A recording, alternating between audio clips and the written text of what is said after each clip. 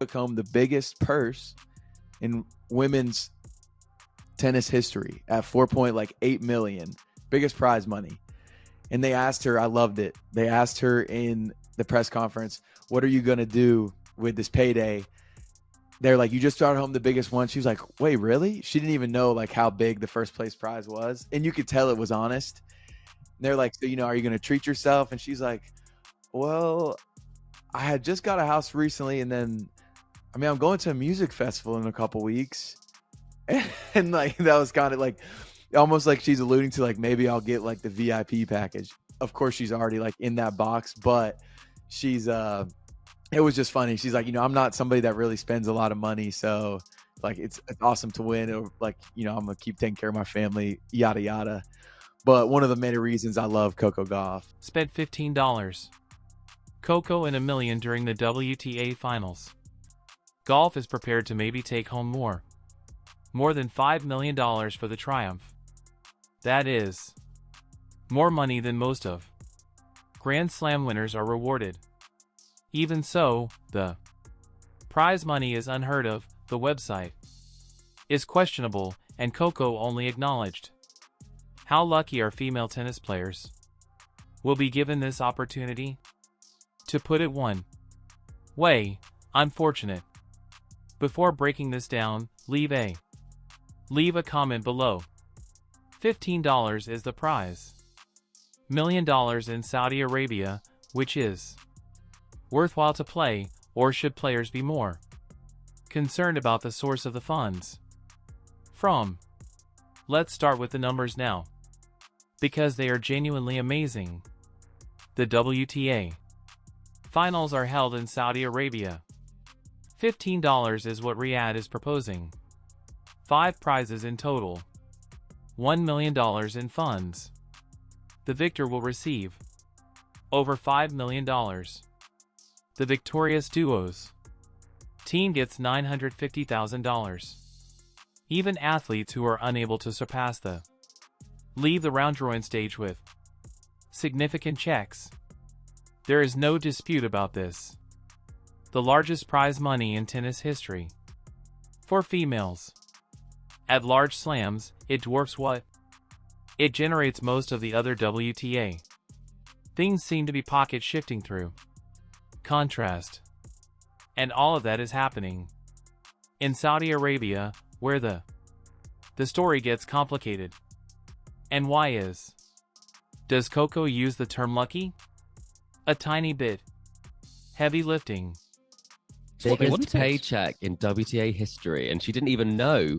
She said she knew there was some money involved, but she didn't know just how much was involved. So she was very pleased when she found that out. But it did make me think of when Yannick Sinner was asked, did he go to Saudi Arabia for the 6 Slam Kings for the paycheck? And he said, doesn't play tennis for money. And I think clearly Coco didn't either, because she had no idea of what was coming her way. So that was actually quite a nice moment, rather than a, motivated by money win.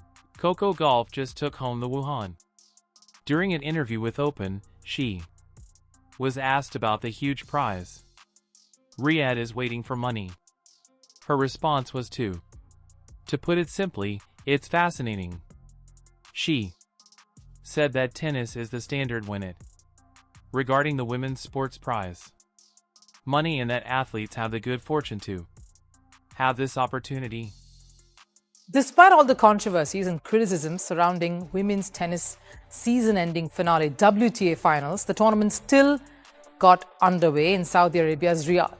And while many star players like Chris Evert and Martina Navratilova have been vocal in their dissent towards the Saudi ambition in women's tennis, particularly the current world number 3 Coco Gauff came out in strong support of this move.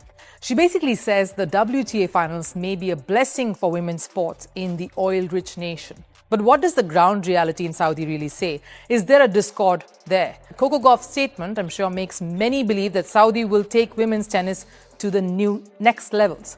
But will that really translate to a massive change for the women athletes in Saudi? She acknowledged pioneers such Venus Williams and Billie Jean King for her fight for equality paid off decades ago, which is definitely true and fair.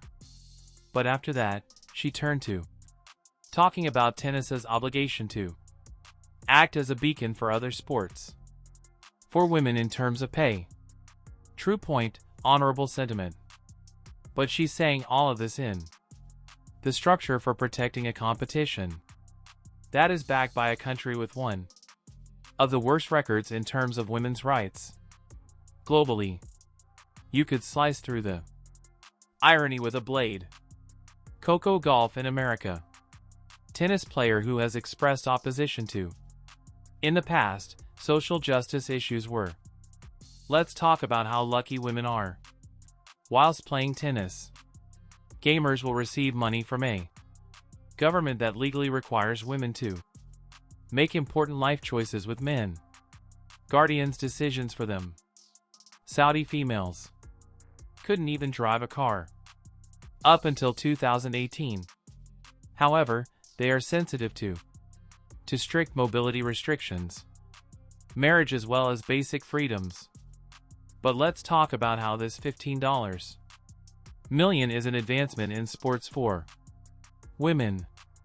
The cognitive dissonance is simply incredible. Currently, before people assert that, to be clear, this is unfair. In particular, Coco is not the only player who must deal with this paradox. The entire WTA decided to take money from Saudi Arabia, and the best athletes are participating with minimal opposition from the people.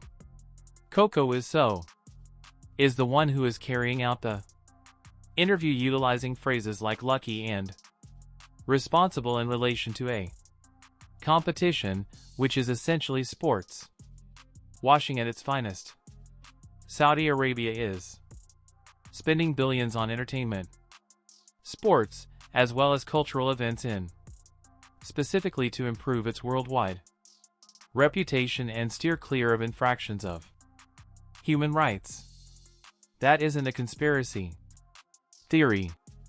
Saudi Vision 2030 claims that policy, they're not hiding it. The winner's $5 million prize is truly transformational funds, particularly for a person like Coco, who already has a lot of support contracts. The last time she took home she made about $48 at the WTA finals million annually. This was the largest reward given in tennis history for women in those days. The money came from the earlier iteration of the competition that was held in Cancun. At present, Saudi Arabia has increased that number even further, I'm positive that the WTA finals are the most lucrative event in women's tennis. The query that nobody in tennis asks are prepared to do a public inquiry as to why they are behaving this way. Is it merely a result of genuine passion for women's tennis and a desire to progress equality? Or has it been since spending $15 millions of dollars on a tennis match are a cost-effective way to buy worldwide legitimacy and positive press coverage? According to Coco interview, tennis is so popular over the world, comprising individuals from a variety of ethnicities, and she plans to engage in additional sports, such as tennis. Serves as a model for leagues. Seek fair recompense. That's great. The WNBA is going to feel like a Hoover, undergoing a horrible CBA at the moment. Conversations where participants disagree, looking for higher compensation and working circumstances in addition to income sharing. Without a doubt, the athletes deserve a greater pay, yet this is the unpleasant truth. The WNBA athletes are trying to get that money from the income from their own league and ownership structure as opposed to by cooperation with autocratic governments attempting to use sports washing to repute one particularly noteworthy.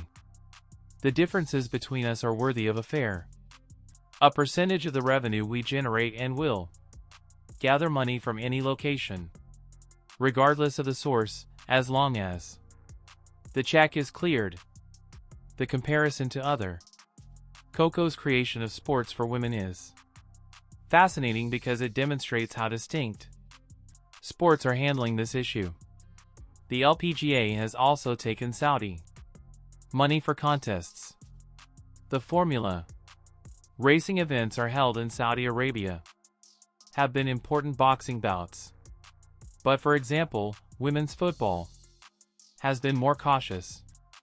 Every player has expressed concerns about the ethics of playing in countries with low human rights records, which has nothing to do with